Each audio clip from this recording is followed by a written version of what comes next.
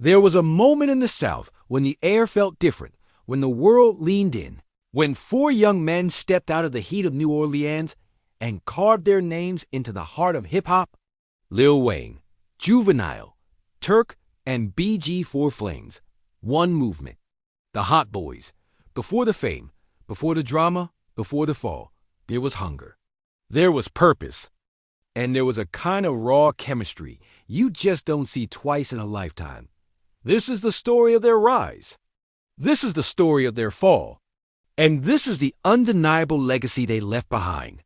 The streets of New Orleans weren't just a backdrop for the Hot Boyz. They were a teacher.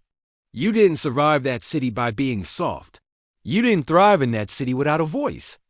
And Cash Money Records became the doorway for four kids who had something serious to say and everything to prove. First, you had BG, the young general carrying a grown man's pain in his lyrics.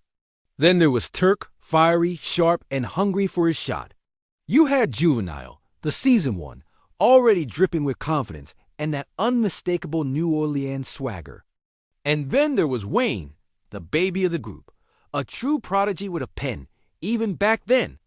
And behind them, the architects of the empire, Birdman and Slim. They were believers in raw talent, masters of the glow-up and the ground-up. The world didn't know it yet, but down in the Magnolia, a storm was building that was about to change music forever.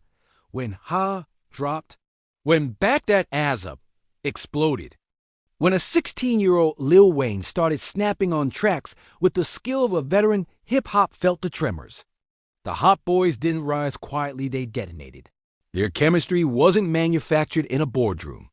It was organic, it was raw, it was loud, and it was beautiful. It was pure truth pouring through beats and verses. On stage and on record, they were brothers.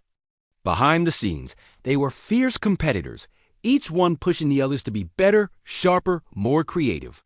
They were just kids holding torches they didn't realize would burn them later on. Tour after tour, album after album, hit after hit. Cash Money wasn't just a label anymore. It was a full-blown takeover. The years from '99 to the 2000s belonged to them. But as we all know, every bright high casts a long shadow.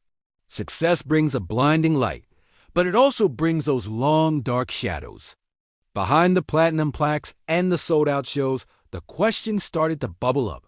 Questions about money, about contracts, about promises made in private, about loyalty. Artists on the label began whispering. The numbers on the royalty statements just weren't adding up. The checks didn't seem to match the hustle they were putting in and day out. And slowly but surely, the cracks began to form in the foundation of the Cash Money empire. Juvenile was the first to leave, chasing the respect and the financial compensation he felt he'd more than earned. BG soon followed, wanting ownership over his own future and control of his career. Turk began to drift, caught in the turbulent storm of street life and its heavy consequences. And Wayne? Well, Wayne became the chosen one, the breakout star, the solo torchbearer who would carry the Cash Money flag into a new era. The Hot Boyz weren't broken overnight. They were slowly undone by the very same machine that had made them legends in the first place. There's nothing louder than the silence between people who used to be family. The Hot Boyz didn't fall because of one single dramatic moment. They fell because of 1,000 small ones. They were dealing with growing pains, the pull of street life, and eventually lawsuits. They faced personal battles and a lot of hurt feelings that nobody ever really talked about.